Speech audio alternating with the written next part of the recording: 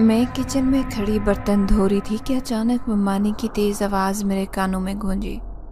وہ اپنے اکلوتے بیکار اور نکھٹو بیٹے جمال کو بڑی محبت سے کہہ رہی تھی کہ وہ اسے جلد ہی اس کی مرضی کا مہنگا اور جدید موبائل فون ضرور دلائیں گی۔ جمال جو بچپن سے ہی اپنی ماں کا لاڈلا تھا، اب اپنی ضد میں بڑھتا ہی جا رہا تھا۔ وہ تو جیسے اپنی ماں کو اپنی ضدوں کا غلام بنا چکا تھا۔ اس بار اس نے نئے فون کی ضد میں کھانا پینا چھوڑ رکھا تھا اور ممانی کی بے بسی کا فائدہ اٹھاتے ہوئے اپنے مطالبے کو منوانے کے لیے ہر حربہ آزما رہا تھا۔ میرے ماموں جو کہ گاؤں میں کریانے کی ایک چھوٹی سی دکان چلاتے تھے، دن رات محنت کر کے بس اتنی آمدن کماتے کہ گھر کی بنیادی ضروریات کسی نہ کسی طرح سے پوری ہو جاتی۔ ان کی یہ خواہش تھی کہ وہ اپنی دکان کو ترقی دے کر زیادہ آمدنی کمانا شروع کریں، لیکن جمال کی بڑھتی ہوئی فضول خرچیوں نے ان کے خوابوں کو بھی بوجھل کر رکھا تھا۔ ہر مہینے کوئی نہ کوئی نئی فرمائش، کبھی برانڈڈ جوتے، کبھی موٹر سائیکل اور اب یہ فون، ان کے منصوبے کو ختم کر رہی تھی۔ ماموں اکثر چپ رہتے، شاید اس لیے کہ وہ اپنی بیوی اور بیٹے سے بحث سے کتراتے تھے، یا پھر ممانی کے تلخ مزاج سے خوف زدہ ہوتے۔ ممانی البتہ اپنے لختے جگر کی ہر خواہش کو اپنی زندگی کا مقصد سمجھتی۔ ان کے نزدیک جمال کی خوشی دنیا کی سب سے بڑی نعمت تھی، چاہے اس کے لیے انہیں دوسروں کے حقوق ہی کیوں نہ ماننے پڑے۔ آج بھی وہی ہو رہا تھا۔ جمال نے ضد میں آ کر کھانے سے انکار کیا تھا اور ممانی جیسے اپنی جان ہتھیلی پر رکھے اسے منانے کی کوشش کر رہی تھی۔ وہ بڑی محبت اور لاڈ سے اسے کہہ رہی تھی، بیٹا بس تھوڑا سا صبر کر لو، کل تک میں تمہارے لیے تمہارا پسندیدہ فون لے آؤں گی، لیکن تم کھانا تو کھا لو، یہ ضد تو چھوڑو ابھی۔ جمال نے نخرے میں منہ موڑا اور پھر ممانی نے اس کے لیے چکن بریانی منگوائی، وہی بریانی جس کا ذائقہ گاؤں بھر میں مشہور تھا۔ یہ دیکھ کر میرے دل میں حسرت کی ایک گہری لہر دوڑ گئی۔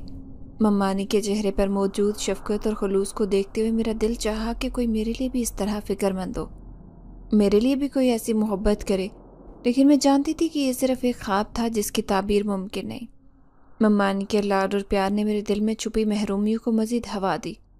میں برتن دھوتے دھوتے سوچنے لگی کہ کاش میرے والدین زندہ ہوتے، کاش وہ حادثہ نہ ہوا ہوتا جس نے مجھے یتیمی کی دلدل میں دھکیلا۔ اگر میرے والدین آج زندہ ہوتے تو شاید میں بھی ان کی لاڈلی ہوتی، شاید میری زندگی بھی ایسی ہوتی جہاں میں دوسروں کے اشاروں پر نہ چل رہی ہوتی بلکہ میرے اپنے خواب اور خواہشیں ہوتی۔ میرے والدین ان کو پورا کر پاتے۔ میرے خیالات مجھے ماضی کے دھندلے اور درد بھرے مناظر میں لے گئے۔ اماں کی گود میں چھپ کر سو جانا، ابا کے ہاتھوں سے کھانے کا پہلا نوالا اور اماں کی میٹھی آواز میں کہانیاں سننا، یہ سب یادیں میرے دل کو کاٹنے لگی۔ لیکن اب میری حقیقت یہ تھی کہ میں ممانی کے گھر بس ایک کام والی ملازمہ کی طرح تھی۔ برتن دھونا، کپڑے دھونا، صفائی کرنا اور ان کے طنز اور تانے سننا میری زندگی کا حصہ بن چکے تھے۔ مجھے اپنا حال دیکھ کر رونا آ رہا تھا، لیکن آنکھوں سے آنسو بہانے کا بھی وقت نہیں تھا۔ کچن کی کھڑکی سے باہر دیکھتے میں سوچ رہی تھی کہ جمال جیسے لڑکے کو اتنے لاڈ مل رہے، اور میں جو ہر وقت ان کے لیے کام کرتی ہوں، میرے لیے کوئی نرم لفظ تک نہیں۔ میری آنکھوں کے سامنے ممانی کا چمکتا چہرہ تھا جو اپنے بیٹے کے لیے کچھ بھی کر گزرنے کو تیار تھی، پھر میرا تھکا ہوا عکس جو واضح نظر آ رہا تھا۔ آنسو چھپاتی میں برتن دھوتی رہی، دل میں ہزاروں سوال اور شکایتیں جنم لے رہی تھی، لیکن مجھے خاموشی سے سب سہنا تھا۔ برتن دھو کر میں تھکے قدموں کے ساتھ اپنے کمرے کی طرف بڑھ گئی۔ کمرہ کہنا تو شاید غلط ہوگا، کیونکہ یہ دراصل اسٹور روم تھا جسے ممانی نے میرے لیے منتخب کیا تھا۔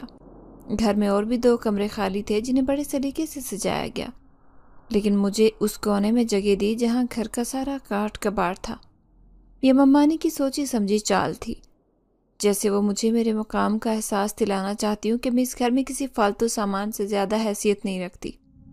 کمرے کے اندر داخل ہوتے ایک بوسیدہ سی چارپائی اور پرانی ٹوٹی پھوٹی الماری میرا استقبال کرتی۔ الماری میں میری اپنی ضرورت کی چیزیں جیسے کپڑے، کتابیں، چند ذاتی یادگاریں رکھی ہوئی تھی جو میرے والدین کی محبت کی آخری نشانی تھی، لیکن باقی کمرہ بے ترتیب سامان سے بھرا ہوا تھا جنہیں ہٹانے کی بھی مجھے اجازت نہیں تھی۔ اکثر ان چیزوں کے بیچ اپنا بستر بچھاتے مجھے محسوس ہوتا کہ یہ سامان نہیں بلکہ میری زندگی کا بوجھ ہے جو ہر طرف پھیلا ہے۔ میں چارپائی پر بیٹھ گئی اور کچھ دیر کے لیے خاموشی سے اپنی سوچوں کے سمندر میں غرق ہو گئی۔ میری یادیں میرے لیے ماضی بن گئی تھی جب زندگی کتنی حسین اور خوشگوار تھی۔ وہ دن یاد آیا جب میں اسکول سے لوٹی تھی تو اماں میرے لیے میٹھے چاول بناتی اور ابا اپنی دکان سے میرے لیے کچھ کتابیں اور کبھی چوڑیاں لے کر آتے۔ مجھے ان کی محبت اور شفقت ایک مضبوط ڈھال کی طرح محسوس ہوتی جو مجھے دنیا کے ہر غم سے بچاتی۔ لیکن پھر وہ دن آیا جب ایک حادثے نے میری دنیا کو یکسر بدل دیا۔ میں اس لمحے کو کبھی نہیں بھول سکتی جب مجھے اپنے ماں باپ کے انتقال کی خبر ملی۔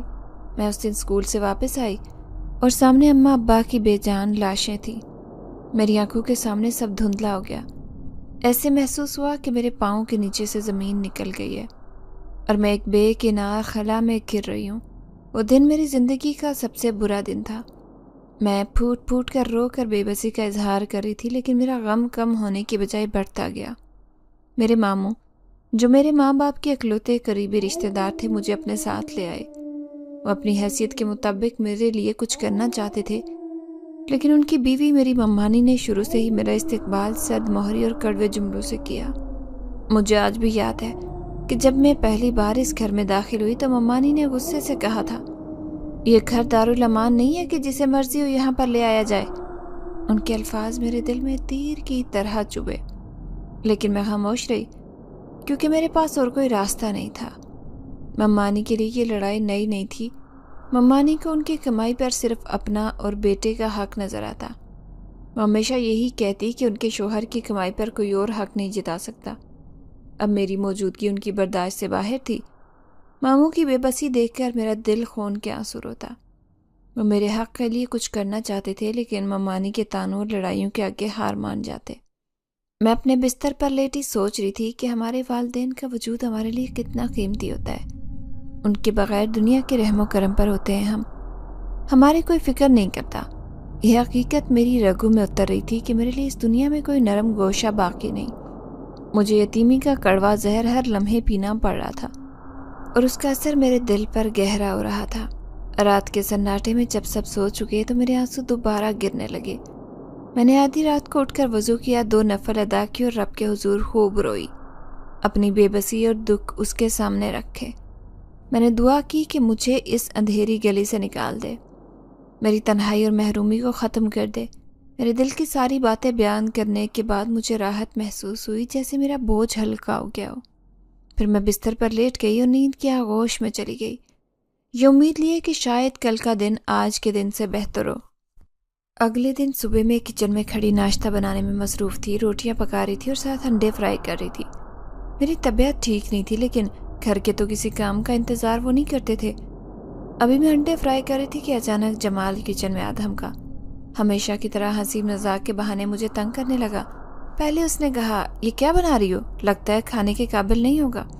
میں نے جواب نہیں دیا اور کام پر توجہ رکھنے کی کوشش کی، لیکن وہ کام باز آنے والا تھا۔ میرے قریب آیا اور جان بوجھ کر میرا دوپٹہ کھینچا۔ دل چاہا کہ اسے فوراً ڈانٹ دوں، لیکن یہ جانتے ہوئے کہ ممانی ہمیشہ اس کا ساتھ دیں گی، میں نے خاموشی اختیار کی اور اسے نظر انداز کرنے کی کوشش کی۔ جمال کی یہ حرکتیں تو روز کا معمول بن چکی تھی۔ اب تو اس کی نظروں میں ایک عجیب سی بات محسوس ہونے لگتی، جیسے وہ صرف مجھے چڑھانے کے لیے نہیں بلکہ کسی اور ارادے سے ایسا کرتا ہو۔ مجھے اس کا یہ رویہ بہت ناگوار گزرتا ہے، لیکن میرے پاس کوئی راستہ نہیں تھا۔ میں نے جلدی سے ناشتہ تیار کیا، پلیٹوں میں ڈال کر کچن سے باہر نکل آئی۔ جمال جیسے کہ اس کا معمول تھا میرے پیچھے آ گیا۔ وہ ایک کامیانہ سا گانا گا رہا تھا جس کے الفاظ سن کر میرا دل چاہا کہ زمین پھٹے اور میں اس میں سما جاؤں، لیکن میری خاموشی کی آزمائش ابھی ختم نہیں ہوئی تھی۔ اچانک ممانی وہاں آ گئی۔ جمال نے فوراً اپنی ٹون بدلی۔ وہ بڑی معصومیت سے ممانی سے کہنے لگا، امی، یہ میری کوئی بات نہیں مانتی۔ میں نے اسے کتنی بار کہا ہے کہ میرا کام کر دے، لیکن میری ایک نہیں سنتی۔ یہ سن کر میری حیرت کی انتہا نہ رہی۔ جمال نے تو مجھ سے کوئی کام نہیں کہا تھا، اور ممانی کا غصہ تو جیسے آسمان کو چھونے لگا۔ وہ فوراً بولی، یہ تو شروع سے ہی ناشکری ہے۔ میں نے کہا تھا کہ اسے گھر میں لانے کا فائدہ نہیں، لیکن تمہارے ماموں کو اپنی بھانجی کے بغیر سکون نہیں تھا۔ میں نے اپنی صفائی دینے کی کوشش کی، لیکن ممانی نے ایک نہیں سنی اور سب کے سامنے خوب بے عزت کیا۔ جمال ایک طرف کھڑا بے عزتی کا تماشا دیکھ رہا تھا اور مزے سے سیب کھا رہا تھا، جیسے یہ سب اس کے لیے تفریح ہو۔ میری آنکھوں میں آنسو آ گئے، لیکن میں کسی کو دکھانے کے بجائے چپ چاپ اپنے کمرے کا رخ کیا۔ کمرے میں پہنچ کر پھوٹ پھوٹ کر رونے لگی۔ میرا دل چاہا کہ یہ درد کسی کو بتا سکوں، لیکن مجھے معلوم تھا کہ میرے پاس کوئی نہیں جو میری بات سنے۔ اپنے ٹرنک کو کھولا، اس میں رکھی ماں باپ کی تصویر نکالی۔ وہی تصویر میری واحد تسلی تھی جو مجھے یقین دلاتی کہ میں کسی کی محبت کا مرکز تھی کبھی۔ میں تصویر کو گلے لگا کر باتیں کرنے لگی جیسے وہ دونوں مجھے دیکھ رہے ہوں۔ میں نے انہیں بتایا کہ یہاں میرے ساتھ کیا ہو رہا ہے اور دل میں دعا کرنے لگی کہ کاش وہ دوبارہ واپس آ جائیں، مجھے اس تنہائی سے نکالیں۔ لیکن اب یہ صرف ایک خواب تھا جو کبھی پورا نہیں ہو سکتا تھا۔ اس بات کا بحقیقت سے تعلق نہیں تھا کہ میرے والدین واپس آئیں گے اور مجھے گلے لگا کر چپ کروائیں گے، میرے آنسو پہنچیں گے۔ بہت دیر تک رونے کے بعد اپنی آنکھیں دوپٹے سے خشک کی، تصویر کو واپس ٹرنک میں رکھا اور منہ دھونے واش روم گئی۔ دل تو بہت کر رہا تھا کہ سب چھوڑ کر کہیں بھاگ جاؤں، لیکن جانتی تھی کہ یہ ممکن نہیں۔ واپس آئی تو دوپہر کے کھانے کا وقت قریب تھا۔ میں نے چولہا جلانے کی کوشش کی تو گیس نہیں تھی۔ ہمارے گاؤں میں گیس کی لوڈ شیڈنگ کا مسئلہ روز تھا اور اسی وجہ سے اکثر لکڑیوں پر کھانا بنانا پڑتا۔ لکڑیوں پر کھانا بنانا نہ صرف مشکل تھا بلکہ تھکا دینے والا کام تھا۔ لکڑیوں کو جلانے کے لیے پہلے انہیں کترنا پڑتا، برتنوں پر بھی مٹی کی لیپ لگانی پڑتی تاکہ وہ کالے نہ ہوں۔ آج تو ویسے بھی مجھے بخار ہو رہا تھا، لیکن ممانی کو یہ بتانے کا فائدہ نہیں تھا کیونکہ انہیں کسی کی فکر ہی نہیں ہوتی۔ میں نے اپنی پرانی بوسیدہ چادر اوڑھی اور لکڑیاں ڈھونڈنے کے لیے گاؤں کے ویران حصے کی طرف نکل پڑی۔ بخار کی شدت کی وجہ سے میرا ہر قدم بوجھل ہو رہا تھا۔ تھوڑی دور چلنے کے بعد مجھے ایک سنسان جگہ پر خشک جھاڑیاں اور چند درخت نظر آئے۔ میں نے سوچا کہ ان جھاڑیوں سے بھی کام چل سکتا ہے۔ درخت کاٹنے کے لیے میرے پاس کوئی اوزار نہیں تھا، اس لیے جھاڑیاں گٹھی کرنا ہی مناسب سمجھا۔ میں آہستہ آہستہ چلتی وہاں پہنچی اور جھاڑیاں جمع کرنے لگی۔ بخار کی شدت کی وجہ سے میرا سر چکرانے لگا اور میں وہیں زمین پر بیٹھ گئی۔ میرے ہاتھ کانپ رہے تھے اور آنکھوں کے آگے دھند سے چھا گئی۔ اچانک ایک اجنبی لڑکا وہاں پہنچا۔ وہ بھی شاید لکڑیاں جمع کرنے آیا تھا۔ اس نے قریب آ کر پوچھا، کون ہو تم؟ یہاں اس حالت میں کیا کر رہی ہو؟ تمہارا چہرہ بہت اترا ہوا لگ رہا ہے، کیا تم بیمار ہو؟ مجھے اس وقت سمجھ نہیں آ رہا تھا۔ میں نے مدھم آواز میں کہا، مجھے بہت تیز بخار ہے اور مجھے گھر جانا ہے، لیکن میں یہاں سے اکیلی نہیں جا سکتی، کیا تم مجھے میرے گھر چھوڑ سکتے ہو؟ لڑکے نے نرمی سے کہا، پریشان مت ہو، میں تمہیں تمہارے گھر پہنچاؤں گا، لیکن مجھے یہ بتاؤ تمہیں کیا کسی اور چیز کی ضرورت ہے، پانی یا کچھ اور؟ میں نے نفی میں سر ہلایا اور وہ فوراً میری مدد کے لیے جھک گیا۔ اس کے رویے کی نرمی اور ہمدردی میرے لیے غیر متوقع تھی۔ مجھے لگا جیسے زندگی میں پہلی بار کسی نے میری فکر کی ہو۔ پھر اچانک پتہ نہیں کیا ہوا، میں بے ہوش ہو کر وہیں گر پڑی۔ اس کے بعد ہوش آیا تو میں اپنے صحن میں تھی۔ میری نظر سامنے پڑی تو وہ لڑکا میرے قریب موجود تھا۔ مجھے دیکھتے ہی دھیمے لہجے سے بولا، شکر ہے تم ہوش میں آ گئی ہو، تمہیں بخار کی شدت سے ہوش نہیں آ رہا تھا اور میں تمہیں یہاں لے کر آیا ہوں۔ میری یادداشت دھندلا رہی تھی، لیکن اتنا یاد آیا کہ میں جھاڑیاں گٹھی کر رہی تھی اور طبیعت بگڑنے کی وجہ سے وہیں بیٹھ گئی۔ اس کے بعد کیا ہوا مجھے یاد نہیں تھا۔ میں حیرانی اور گھبراہٹ کے عالم میں لڑکے کو دیکھنے لگی۔ صحن میں مکمل خاموشی تھی، جس کا مطلب تھا کہ اس وقت گھر پر کوئی نہیں۔ یہ سوچ کر میری پریشانی مزید بڑھ گئی۔ میں نے فوراً اس لڑکے سے کہا، تمہیں یہاں نہیں ہونا چاہیے، اگر کسی نے دیکھ لیا تو بڑا تماشا بنے گا۔ میری بات سن کر وہ تھوڑا ہچکچایا جیسے اسے میری حالت پر ترس آ رہا ہو، لیکن میں نے اپنی بات دہرائی، دیکھو میں اب ٹھیک ہوں، تم فوراً یہاں سے چلے جاؤ۔ میری گھبراہٹ اور کمزور آواز نے اسے قائل کر لیا۔ جانے سے پہلے میرے ہاتھ دوائی کی شیشی تھمائی اور کہا، یہ لے لو، تمہاری طبیعت بہتر ہوگی۔ پھر وہ جلدی سے باہر نکل گیا۔ اس کے جانے کے بعد میں نے سکون کا ایک لمبا سانس لیا۔ میری پریشانی کا ایک پہاڑ جیسے سرک گیا، لیکن بخار کی شدت اور حالیہ واقعات کی الجھن نے میری طبیعت مزید بوجھل کر دی۔ میں نے ہمت جمع کی اور کچن میں جا کر پانی کا گلاس لیا، پھر دوائی کھائی۔ دوائی کھانے کے بعد جیسے ہی کچن سے نکلی، میری نظر صحن میں پڑی تو وہاں پر جھاڑیاں صاف نظر آ رہی تھی۔ وہ لڑکا نہ صرف مجھے یہاں چھوڑ گیا تھا بلکہ جھاڑیاں بھی یہیں رکھ گیا تھا میرے ساتھ۔ میرے دل میں اس کے لیے ممنونیت کا جذبہ پیدا ہوا۔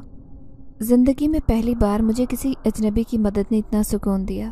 مجھے لگا دنیا میں ابھی بھی کچھ لوگ ایسے ہیں جنہیں دوسروں کی فکر ہوتی ہے۔ میں نے طبیعت میں کچھ سدھار محسوس کیا تو جلدی سے کھانے کی تیاری کرنے لگی۔ اگر ممانی کو کھانا تیار نہ ملتا تو انہوں نے گھر میں طوفان برپا کر دینا تھا۔ آج میرے اندر مزید ان کی کڑوی کسیلی باتیں سننے کی ہمت نہیں تھی۔ لکڑیاں جلانا آسان کام نہیں تھا، لیکن میرے پاس کوئی اور راستہ نہیں تھا۔ میں نے جلدی سے لکڑیاں ترتیب دی اور چولہا جلایا۔ धुआं मेरी आंखों में घुसने लगा और बुखार के बायस मेरी सांस फूल रही थी, लेकिन मैंने जैसे तैसे खाना तैयार किया। बर्तनों पर मिट्टी की लेप लगाना और धुएं से बचने की कोशिश करना, सब कुछ मुझे बहुत थका देने वाला लग रहा था। फिर भी मैंने हिम्मत नहीं हारी और खाना पकाना मुकम्मल कर लिया। अभी मुझे कुछ ही देर हुई थी कि ममानी घर वापस आ गई और दरवाजे से अंदर दाखिल हुई और गुस्से से बोली, ये क्या हाल बनाया हुआ है घर का? खाना तैयार है या नहीं? मैंने फ़ौरन पानी का गिलास उन्हें पकड़ाया और कहा, जी मम्मानी, खाना तैयार है। मम्मानी ने पानी का गिलास लिया, लेकिन उनकी नज़रें किचन की तरफ थी जहाँ धुएं के आसार बाकी थे। उसी वक्त साथ वाली पड़ोसन की सहन से मुश्तरका दीवार से झांक कर आवाज़ आई, अरे बहन, ज़रा सा कटोरी में सालन दे दो, बच्चों ने फरमाइश की है। हमारे यहाँ तो अभी कुछ नहीं बना। मम्मानी को ये बात नागवार गुजरी। उन्होंने सर्द लहजे में जवाब दिया, हमारे यहाँ भी गैस नहीं है, कुछ नहीं बना अभी। पड़ोसन ने फ़ौरन कहा, ये क्या कह रही हो बहन? अभी तो तुम्हारी भांजी लकड़ियाँ जला कर खाना बना रही थी, मैंने खुद देखा था। पड़ोसन की बात सुनकर ममानी का गुस्सा आसमान को छूने लगा। वो फ़ौरन कमर पर हाथ रखकर बोली, तुम हर वक्त हमारी टो में क्यों रहती हो? हमें क्या पकाना है, क्या खाना है, तुम्हें जानने की ज़रूरत नहीं।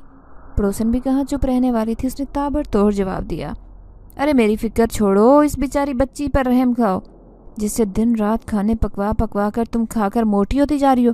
खुद तो किसी काम को हाथ नहीं लगाती। तुम लोगों ने इस मासूम पर जुल्म की इंतहा की हुई है, तौबा है। ये सुनकर मम्मानी का गुस्सा मजीद बढ़ गया। उनकी आवाज़ ऊंची होती जा रही थी और वो पड़ोसन को ताने देने लगी। पड़ोसन भी कहाँ पीछे हटने वाली थी, वो भी उनके ताने का दुगना जवाब दे रही थी। उन दोनों की लड़ाई पूरे मोहल्ले में सुनाई दे रही थी। मुझे अंदाज़ा हो गया कि ये झगड़ा तवील होने वाला है। मैंने मौका गनीमत जाना और वहाँ से खिसक गई। मेरी तबीयत पहले ही ख़राब थी।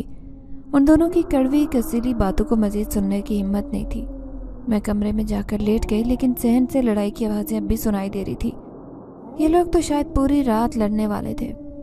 मुझे इस बात का सुकून था कि इस बार उनकी तोपों का रुख मेरी तरफ नहीं था। अगले दिन जब मेरी तबीयत संभली तो मैं सुबह के वक्त छत पर चढ़ गई। सूरज अभी आसमान पर पूरी तरह से चमकना शुरू नहीं हुआ था और हल्की सी ठंडक बाकी थी। मैंने सामने नज़र दौड़ाई तो उसी पड़ोसन की बेटी शाजिया मुझे अपनी छत पर नज़र आई। शाजिया और मेरा ताल्लुक़ बचपन से अच्छा था। हालांकि उसकी माँ उन मम्मानी की हमेशा से तू मैं रही थी, लेकिन हम दोनों ने कभी अपने ताल्लुकात को उन झगड़ों से मुतासिर नहीं होने दिया। शाजिया एक शरारती और बातूनी लड़की थी, जिसकी बातों में हमेशा एक अजीब सी खुशबू होती, जो हमेशा मेरे दुखों को चंद लम्हों के लिए कम कर देती। हमारी घरों की छतें मिली हुई थी और ज़्यादातर तो लड़कियां छतों पर कपड़े धोने या गपशप करने या फिर सिर्फ वक्त गुजारने के बहाने आती। शाजिया ने अपनी छत की दीवार फलांगी और सीधी मेरे पास आ गई। मैं जानती थी कि मम्मानी उस वक्त घर में नहीं थी, शायद किसी हमसाई के घर गई थी, इसलिए हम दोनों बेफिक्री से बातें करने लगी। शाजिया मेरे करीब बैठ गई और फ़ौरन अपनी ख़ास आदत के मुताबिक बोलने लगी, सूफिया, तुम्हारा दिल यहाँ तंग नहीं होता? तुम्हारी मम्मानी तो तुम्हें एक पल का भी सुकून नहीं देती। अगर मैं तुम्हारी जगह होती तो यहाँ से कब की भाग चुकी होती। शाजिया के सवाल पर मेरा दिल भर आया। मैंने धीमी आवाज़ में जवाब दिया, किसका दिल चाहता है कि वो ऐसे घर में रहे जहाँ उसके साथ जानवरों से भी बदतर सलूक किया जाता हो। लेकिन मेरे पास कोई ऑप्शन नहीं है, मैं कहाँ जाऊँ? मुझ में इतनी हिम्मत नहीं कि अकेले बाहर निकलकर जालिम समाज का मुकाबला कर सकूँ। मेरे लहजे में गहरी उदासी छुपी थी जो शाजिया महसूस कर सकती थी। मेरी बात सुनकर शाजिया चंद लम्हे खामोश रही। उसके चेहरे पर तरस और बेबसी के मिले जुले तासुरात थे, लेकिन वो शायद मुझे मज़ीद अफसरदा नहीं करना चाहती थी, इसलिए फ़ौरन मौजू बदल दिया। वो अपनी ज़िंदगी की बातें करने लगी। जानती हो मेरा मंगेतर मुझसे कितना प्यार करता है। वो मेरी हर छोटी बड़ी बात का ख्याल रखता है। अभी कल ही मेरे लिए खूबसूरत दुपट्टा लाया जो मैंने बाज़ार में देखा था। मुझे तो लगता है मैं दुनिया की सबसे खुशकिस्मत लड़की हूँ। शाजिया की बातें सुनते मेरा दिल कहीं गहराई में डूब गया। मुझे उसकी खुशनसीबी पर रश्क आया। वो कितनी खुशकिस्मत थी कि उसके माँ बाप न सिर्फ ज़िंदा थे बल्कि उसका ख्याल भी रखते। इसके अलावा उसे एक ऐसा हमसफ़र मिल रहा था जो उससे मोहब्बत करता, उस पर जान निछावर करता। मेरे दिल में अजीब सी ख्वाहिश जागी, काश कोई मेरे साथ भी इस तरह पेश आता, मेरी तकलीफ़ को समझता, सहारा बनता। शाजिया की बातें सुनते मैं अपने ख्वाबों में खो गई। मुझे महसूस हुआ कि शायद कहीं कोई शख्स है जो मेरी ज़िंदगी में आएगा। مجھے اس جہنم سے نکالے گا، لیکن فوراً ہی حقیقت کا جھٹکا لگا۔ ممانی کی آواز میرے کانوں میں گونجی۔ وہ باہر سے آ کر بلند آواز میں کچھ کہہ رہی تھی۔ میں نے گھبرا کر شازیہ سے کہا، تم فوراً یہاں سے چلی جاؤ، ممانی نے تمہیں دیکھ لیا تو قیامت آ جائے گی۔ شازیہ فوراً کھڑی اور اپنی چھت کی طرف بھاگنے لگی۔ اس کی چستی حیران کن تھی۔ وہ ہرن کی طرح چھلانگیں لگاتی اپنی چھت پر کود گئی۔ میں نے سکون کا سانس لیا، لیکن فوراً نیچے بھاگی۔ نیچے پہنچی تو ممانی صحن میں کھڑی ہانپ رہی تھی۔ ان کے چہرے پر تھکن اور غصے کے آثار واضح تھے۔ شاید وہ کسی جھگڑے کے بعد واپس آئیں۔ مجھے اندازہ تھا کہ اگر انہیں ذرا بھی شک ہوا کہ میں نے شازیہ سے بات کیا تو وہ آسمان سر پر اٹھا لیں گی، اس لیے خاموشی سے ان کے قریب گئی، پانی کا گلاس لے آئی۔ دل میں دعا کر رہی تھی کہ وہ شازیہ کے بارے میں نہ جان سکے۔ میں نے پانی کا گلاس دیا، اس نے جلدی سے پیا اور بولی، آج اس کے گھر والے دعوت پر آ رہے ہیں، میں کھانے کی تیاری کروں۔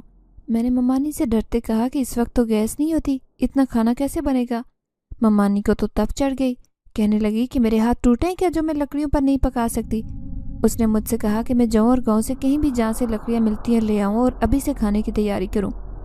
میں بے دلی سے نکلی اور اسی ویران جگہ چلی گئی جہاں سے اس دن جھاڑیاں لی تھی۔ آج وہاں بہت خاموشی تھی، کوئی پرندہ بھی نہیں پھٹک رہا تھا۔ اس خاموشی میں مجھے عجیب سا خوف محسوس ہوا۔ میں نے جلدی سے جھاڑیاں گٹھی کی کہ وہی نوجوان سامنے نظر آیا۔ مجھے دیکھ کر فوراً میری طرف آیا، میری طبیعت کا پوچھا۔ میں نے کہا کہ اب ٹھیک ہوں۔ وہ مجھے کہہ رہا تھا کہ مجھے اس کی مدد کی ضرورت ہے کیا؟ میں نے نفی میں سر ہلایا۔ میری نظریں اس کا جائزہ لے رہی تھی۔ وہ اچھا خاصا کڑیل مضبوط نوجوان تھا، اس کی داڑھی نہیں تھی لیکن ہلکی مونچھیں اس کے چہرے کو پرکشش بنا رہی تھی۔ میں دلچسپی سے اسے دیکھے جا رہی تھی کہ اچانک احساس ہوا کہ وہ بھی میری طرف دیکھ رہا ہے۔ میں نے فوراً جھاڑیاں اٹھائی اور اس سے کہا کہ میں چلتی ہوں۔ وہ بولا کہ میں اس جگہ نہ آیا کروں، یہ بہت خطرناک ہے، یہاں بہت سارے خطرناک حشرات پائے جاتے ہیں۔ میں نے خاموشی سے سنا اور واپسی کے راستے پر چل پڑی۔ جب تک میں نظروں سے اوجھل نہیں ہوئی وہ کھڑا رہا اور مجھے اس کی نگاہوں کی تپش دور تک محسوس ہوئی۔ گھر آ کر میں نے محنت سے کھانا بنایا۔ لکڑیوں پر کھانا پکانے کی وجہ سے میری آنکھوں میں جلن ہو رہی تھی۔ میں اپنے اسٹور نما کمرے میں چلی گئی۔ ابھی مہمانوں کے آنے میں وقت تھا، اس لیے کمر سیدھی کرنے کی غرض سے وہاں گئی۔ میری آنکھوں کے سامنے اس کڑیل نوجوان کا سراپا آ گیا۔ میں دل میں سوچنے لگی، اس کے وجود کی طرح اس کا نام بھی خوبصورت ہوگا۔ میں بس اسی نوجوان کے بارے میں سوچتی جا رہی تھی۔ اچانک باہر شور محسوس ہوا۔ باہر ممانی کا بھائی اور ان کے اماں ابا آئے تھے۔ میرا دل نہیں کر رہا تھا ان سے ملنے کا۔ ممانی کا بھائی بہت اوباش اور گھٹیا لگتا تھا مجھے، لیکن باہر نکل کر ان کے آگے کھانا رکھنا تھا ورنہ ممانی میری جان نکالتی۔ میں نے دسترخوان لگایا، وہ لوگ دسترخوان پر بیٹھ گئے۔ میں سویٹ ڈش لانے کچن میں گئی تو ممانی کا بھائی میرے پیچھے آ گیا۔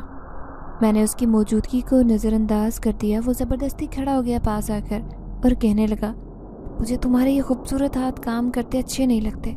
پتہ نہیں میری بہن ہٹلر کی بیوی کیوں بنی ہے، وہ مصنوعی فکر مندی لہجے میں سموتے ہوئے بولا۔ میں جانتی تھی کہ وہ بس یہ الفاظ مجھے متاثر کرنے کے لیے بول رہا ہے تاکہ مجھے جال میں پھنسا سکے۔ اس کے علاوہ اسے مجھ سے کوئی دلی ہمدردی نہیں تھی۔ میں دل میں اسے کوس رہی تھی۔ ایک تو جمال سے جان نہیں چھوڑتی تھی اور سونے پر سہاگا اس کی اوچھی حرکتیں بھی برداشت کرنی پڑتی۔ اگر کبھی یہ آ جاتا تو اس سے جان چھڑانی بھی مشکل ہوتی۔ ممانی اپنے لاڈلوں کے خلاف کوئی بات سننا گوارا نہیں کرتی۔ میں دل محسوس کر رہ گئی۔ جلدی جلدی کچن سے نکل کر دوسرے دسترخوان پر چیزیں رکھنے لگی۔ خود کمرے میں چلی آئی اور دروازے کو چٹکی لگا دی۔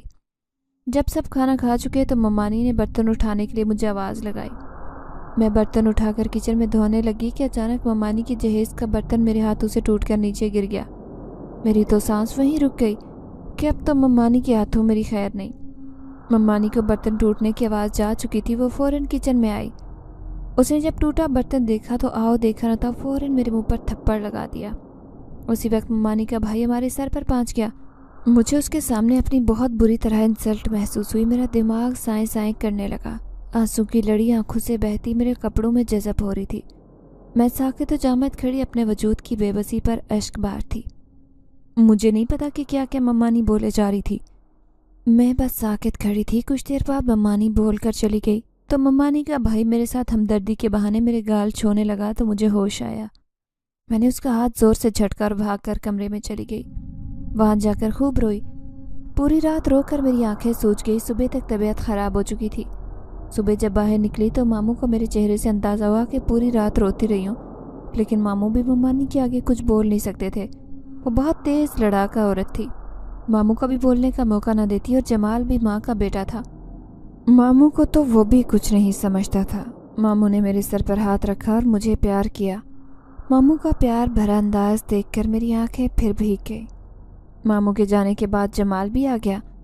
اسے بھی رات والے واقعے کا پتہ تھا۔ وہ مجھے مزید تانے دینے لگا کہ اچھا ہوا ممانی نے میری درگت بنائی۔ میں نے اس کی باتوں پر دھیان دیے بنا اپنا کام جاری رکھا۔ پھر اس نے مجھے کہا کہ میں اس کے جوتے پالش کر دوں۔ میں نے پھر کوئی جواب نہیں دیا اور اپنے کمرے میں جا کر دروازہ لاک کر دیا۔ کافی دیر وہ مجھے دھمکیاں لگاتا رہا کہ وہ ممانی کو بتائے گا کہ میں اس کے کام نہیں کرتی، لیکن میرا ذرا دل نہیں تھا اس کے جوتے پالش کرنے کا۔ وہ کافی دیر شور مچاتا رہا کہ میں ان کے ٹکڑوں پر پلتی اور انہیں کو اکڑ دکھاتی ہوں۔ اس طرح شور کرنے کے بعد وہ گھر سے چلا گیا۔ مجھے تسلی ہو گئی کہ وہ جا چکا ہے، تو میں باہر نکلی اور تھکے ہارے انداز سے باہر صحن میں موجود چارپائی پر بیٹھی۔ میری ذہنی حالت بہت بدتر ہو چکی تھی۔ دل کرتا کہ کہیں چلی جاؤں۔ میں اللہ سے شکوے کرنے لگی کہ رازق تو صرف وہی ہے، انسان تو بس وسیلے ہیں، لیکن پھر بھی اس قدر ذلیل کیوں کرتے ہیں۔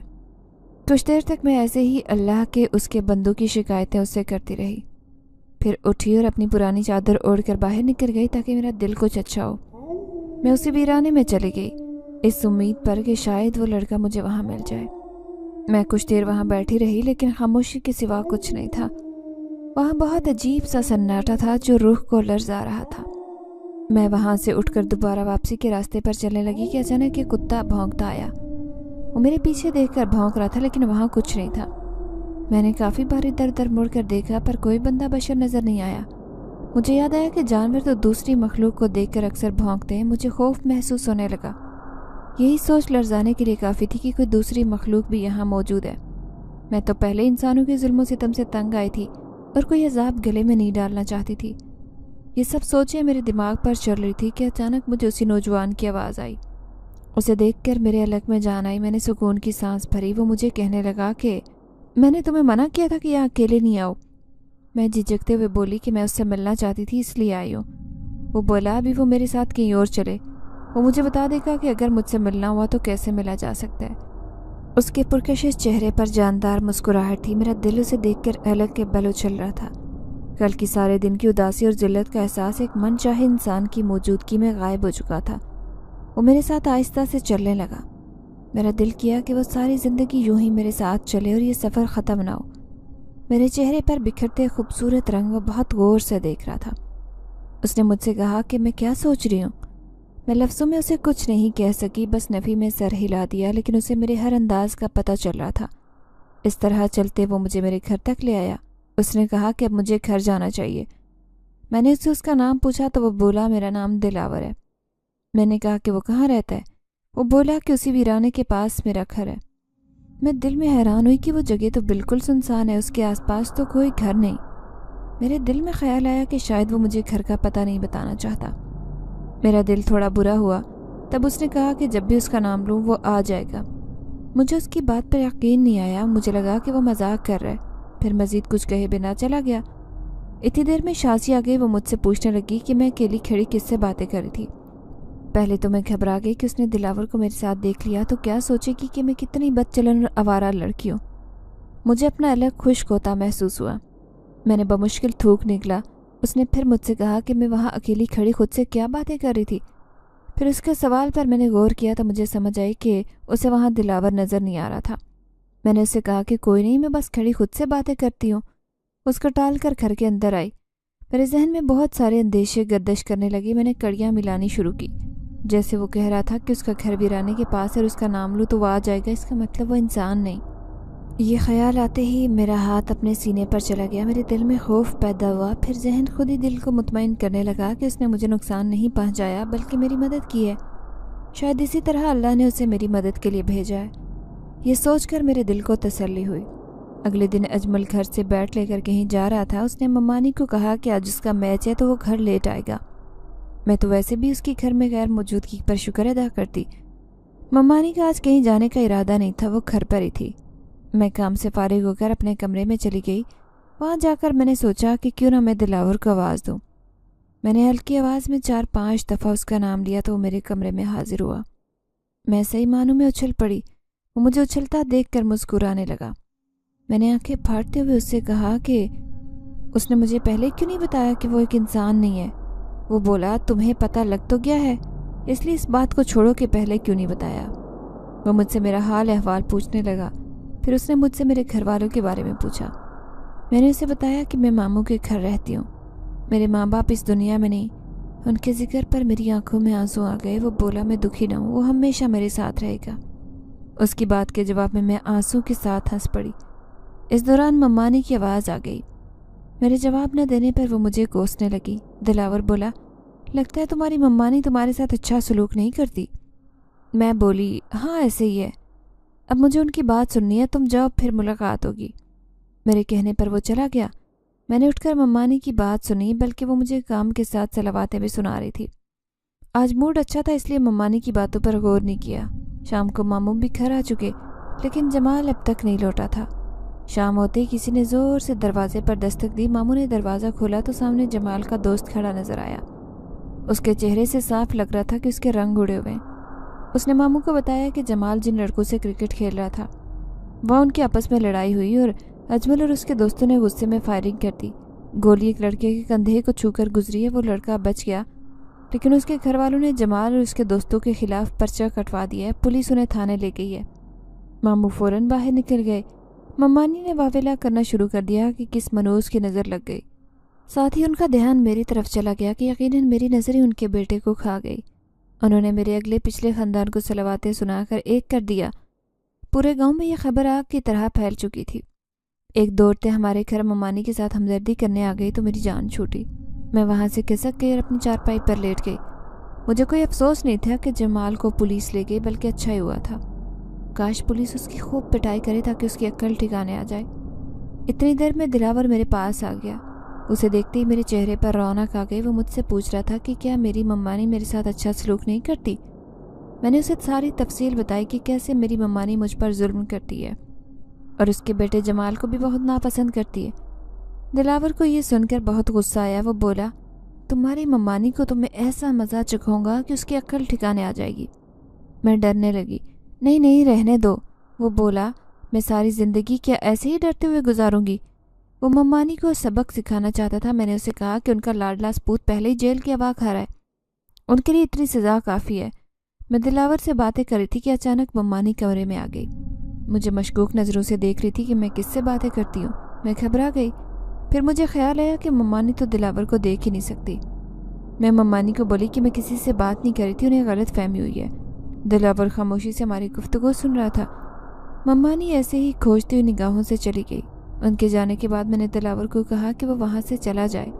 ماموں کچھ گھنٹوں بعد گھر آئے تو ممانی فوراً ان کے سر پر پہنچ گئی کہ کیا بنا۔ ماموں تھکے ہارے بیٹھے، ان کے منہ سے صاف ظاہر ہو رہا تھا کہ ان کی کمر ٹوٹ گئی ہے۔ وہ ممانی کو کہنے لگے کہ اگر تم نے اس کی اچھی تربیت کی ہوتی آج یوں اس کی وجہ سے کورٹ کچہری کے دھکے نہ کھاتا۔ ممانی خود کو قصوروار ٹھہرانے کی بجائے واویلا مچانے لگی۔ ماموں ممانی کا رونا دھونا سن کر تپ گئے۔ وہ غصے میں ممانی سے بولے اپنا رونا دھونا بند کرے اس سے پہلے کہ وہ کچھ سخت قدم اٹھائیں۔ میں نے آج سے پہلے ماموں کو غصے میں نہیں دیکھا۔ ممانی بھی ڈر گئی۔ میں نے آگے بڑھ کر ماموں کو پانی دیا۔ ماموں کی حالت دیکھ کر مجھے ان پر ترس آیا۔ وہ مجھ سے معافی مانگنے لگے کہ میرے ساتھ اس گھر میں ظلم ہو رہا ہے، شاید اسی کی سزا ہے، لیکن ممانی کے چہرے سے صاف ظاہر تھا کہ انہیں کسی قسم کا پچھتاوا یا ملال نہیں۔ میں نے ماموں کو تسلی دی کہ جمال جلد آئے گا، پریشان مت ہو۔ ماموں کہنے لگے کہ پولیس بہت پیسے مانگ رہی ہے، ہمارے پاس اتنے پیسے نہیں۔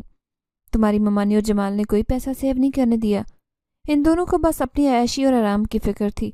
میرے پاس اس گھر کے سوا کچھ نہیں، اگر یہ بھی بیچ دیا تو کہاں جائیں گے؟ اس بڑھاپے میں جگہ جگہ کے دھکے کھانے کی ہمت نہیں۔ ماموں دکھ اور کرب سے بول رہے تھے۔ ممانی آج خلاف توقع خاموش تھی۔ کچھ دیر بعد ممانی سے بولے کہ وہ جمال کی ضمانت نہیں کروائیں گے، اچھا ہے کچھ عرصہ رہ کر اس کی عقل ٹھکانے آئے گی۔ ممانی تڑپ کر بولی کہ ان کا سارا زیور بیچ کر چاہے کچھ بھی کر کے اس کو چھڑوائیں، ورنہ پولیس اسے مار مار کر اس کا کچھ نہیں چھوڑے گی، لیکن ماموں نہیں مان رہے تھے۔ تنگ آ کر دوسرے کمرے میں جا کر دروازہ بند کر کے بیٹھ گئے اور ممانی دروازہ پیٹتی رہ گئی۔ میں بھی اپنے اسٹور نما کمرے میں گئی، وہاں دلاور کو آواز دے کر بلایا۔ میری پکار پر وہ فوراً آیا۔ میں نے اس سے کہا کہ میں اپنے ماموں کی مدد کرنا چاہتی ہوں، مجھ سے ان کی حالت دیکھی نہیں جا رہی۔ دلاور بولا انہوں نے میرے ساتھ اتنا کچھ کیا، اس کے باوجود میں ان کے لیے کچھ کرنا چاہتی ہوں۔ وہ مجھے کہنے لگا کہ مجھے اسے سبق سکھانا چاہیے تاکہ اس کی عقل ٹھکانے آئے، ورنہ ساری زندگی الٹی سیدھی حرکتیں کرے گا اور ماموں کب تک اس کو بچائیں گے۔ مجھے اس کی بات میں وزن لگا۔ ادھر ادھر کی بات کرنے کے بعد وہ مجھے کہنے لگا کہ میں اسے بہت حسین لگتی ہوں۔ اس نے آج تک میری جیسی حسینہ نہیں دیکھی۔ اپنی تعریف سن کر میرے چہرے پر حیا کے رنگ بکھر گئے۔ وہ بہت شوق سے مجھے دیکھنے لگا۔ میں شرم سے اپنا منہ چھپانے لگی اور وہ بے اختیار ہنس پڑا۔ میں نے تکیہ اس کی طرف پھینکا جسے اس نے کیچ کر لیا۔ اس طرح ہنستے مسکراتے رات بیت گئی۔ اگلے چند دن تک ضمانت نہیں ہوئی۔ ماموں اور ممانی روز اسی وجہ سے جھگڑا کرتے۔ ایک دو بار ماموں جمال سے ملنے بھی گئے۔ پیسہ نہ ملنے کی وجہ سے جمال پر پولیس والوں نے بہت جھوٹے کیس ڈال دیے تھے۔ اس کو خوب مارا پیٹا۔ وہ بہت رو رہا تھا اور ماموں سے اس کی حالت دیکھی نہیں جا رہی تھی۔ گھر آ کر ماموں کی طبیعت خراب ہو گئی۔ ڈاکٹر کو بلایا۔ اس نے کہا کہ ان کا بی پی شوٹ کر گیا، انہیں کسی طرح کی ٹینشن نہ ہو، لیکن ٹینشن سے جان چھوٹنا ناممکن تھا۔ ممانی کی ذہنی حالت بھی خراب ہوتی جا رہی تھی۔ مجھے ان سب پر بہت ترس آ رہا تھا۔ انہوں نے چاہے جتنا بھی ظلم مجھ پر کیا تھا، اس کے باوجود ان کی یہ حالت مجھ سے دیکھی نہیں جا رہی تھی۔ ایک دن میں دلاور کے سامنے رونے لگ گئی۔ میں نے اس سے کہا کہ میرا آبائی گھر بیچ کر میں ماموں کو فوراً رقم دیتی ہوں تاکہ وہ جمال کو چھڑوا لیں۔ وہ کہنے لگا کہ اس کو تب تک ادھر رہنے دو جب تک وہ سدھر نہیں جاتا۔ میں نے اس سے کہا کہ میں بس یہی چاہتی ہوں کہ وہ سدھر جائے، بس ماموں اور ممانی کی حالت مجھ سے نہیں دیکھی جاتی۔ وہ کہنے لگا انسان کو اتنا نرم دل بھی نہیں ہونا چاہیے۔ وہ مزید کہنے لگا کہ کیا میں جمال کو دیکھنا چاہوں گی؟ وہاں پولیس والے اس کے ساتھ کیا سلوک کر رہے ہوں گے؟ میں جواب میں بولی کہ میں کیسے دیکھ سکتی ہوں، وہ وہاں پر سب مجھے پہچان لیں گے۔ وہ بولا نہیں، کوئی مجھے پہچان نہیں سکے گا کیونکہ وہ مجھے غائبی حالت میں لے کر جائے گا۔ پھر اس نے کچھ پڑھ کر مجھ پر پھونکا اور مجھے اپنا بہت ہلکا پھلکا لگنے لگا۔ اس کے بعد اس نے میرا ہاتھ پکڑا اور مجھے غائب کر کے پولیس اسٹیشن کے باہر لا کھڑا کیا۔ ہم دونوں اندر داخل ہوئے۔ وہاں سب اپنے اپنے کاموں میں مگن تھے۔ صاف ظاہر تھا کہ کوئی بھی ہم دونوں کو دیکھ نہیں سکتا۔ میری نظر جیل پر پڑی تو وہاں پر کچھ لڑکے قید تھے۔ ان میں سے ایک جمال بھی تھا۔ اس کی حالت بہت بری تھی۔ شکل پر جا بجا نیل کے نشان واضح نظر آ رہے تھے۔ پولیس والوں نے ان کے سامنے بہت پتلی دال اور سوکھی ہوئی روٹی رکھی، جسے اس نے آگے بڑھ کر یوں کھانا شروع کیا جیسے برسوں سے بھوکا ہو، اور میری آنکھوں کے سامنے منظر لہرانے لگے کہ کیسے وہ گھر ہزار نخروں کے بعد کھانا کھایا کرتا تھا، لیکن یہاں اس کی حالت فقیروں سے بھی بدتر نظر آ رہی تھی۔ میں نے دلاور کو کہا کہ ہم یہاں سے چلتے ہیں، میرا یہاں پر دم گھٹ رہا ہے۔ وہ مجھے واپس گھر لے کر آ گیا تھا۔ میں نے اب اپنے دل ہی دل میں یہ فیصلہ کر لیا تھا کہ میں کچھ نہ کچھ کر کے جمال کو ضرور یہاں سے نکلوا دوں گی۔ اس کی تو حالت سے صاف لگ رہا تھا کہ وہ سدھر گیا ہے۔ میں نے دلاور کو کہا کہ وہ میرا آبائی مکان بیچنے میں میری مدد کرے، کیونکہ ماموں اس حالت میں نہیں کہ وہ کسی پراپرٹی ڈیلر سے بات کر کے اس سے بکوا سکیں۔ دلاور بولا مجھے مکان سیل کرنے کی ضرورت نہیں ہے، وہ مجھے ویسے ہی اتنے پیسے لا کر دے دے گا۔ میں نے کہا کہ وہ اتنے پیسے کہاں سے لے کر آئے گا؟ وہ بولا کہ جنات کے پاس بہت قیمتی پتھر اور جواہرات ہوتے ہیں، میں 1 یا 2 نایاب پتھر سیل کر کے تمہیں مطلوبہ رقم لا دوں گا۔ پھر اس نے اپنی بات پوری کی اور فوراً میرے پاس 2 قیمتی انگوٹھیاں لے کر آ گیا تھا۔ میں اور وہ دونوں ہم سنار کے پاس گئے اور مطلوبہ رقم لے کر گھر واپس آ گئے۔ میں نے وہ تمام رقم ماموں کو دے دی اور ان سے کہا کہ اس سے جمال کو چھڑوا لیں۔ ماموں کہنے لگے کہ اتنی رقم میرے پاس کہاں سے آئی ہے؟ میں بولی کہ امی کا کچھ زیور میرے پاس پڑا ہوا تھا، اسی کو بیچ کر آئی ہوں۔ ماموں اب بہت زیادہ شرمندہ اور نادم نظر آ رہے تھے۔ ممانی کے چہرے پر پہلی بار زندگی میں نے شرمندگی دیکھی۔ ماموں نے اپنے دونوں ہاتھ میرے آگے جوڑے اور سر جھکا لیا۔ میں نے فوراً ان کے ہاتھوں کو اپنے ہاتھوں سے پکڑا اور پیچھے کیا۔ انہیں کہا کہ وہ اس طرح کر کے مجھے شرمندہ نہ کریں۔ پھر اس کے بعد اجمل کی بھی ضمانت ہو گئی تھی۔ جب وہ گھر آیا اور اسے جب پتہ چلا کہ یہ سب میرے دیے ہوئے پیسوں سے ممکن ہوا ہے تو وہ خود بھی بہت نادم ہوا۔ اس نے بھی اپنے کیے کی معافی مانگ لی مجھ سے۔ اس کے بعد میں نے دلاور کا بہت زیادہ شکریہ ادا کیا کہ صرف اور صرف اسی کی وجہ سے یہ سب کچھ ممکن ہو سکا تھا۔ وہ بولا کہ بدلے میں اسے بھی کچھ چاہیے۔ میں نے حیرانگی سے پوچھا کہ وہ کیا چاہتا ہے۔ اس نے بہت دلکش انداز سے مجھے دیکھا اور کہا کہ اسے دنیا کی سب سے قیمتی اور حسین چیز چاہیے۔ میں نے دوبارہ کہا کہ وہ قیمتی اور حسین چیز کیا ہے آخر؟ وہ بولا تم۔ اپنے لیے اتنے خوبصورت الفاظ سن کر میں دل سے کھلکھلا اٹھی۔ باہر کھڑکی کے اس پار موجود چاند بھی ہمیں دیکھ کر مسکرا دیا۔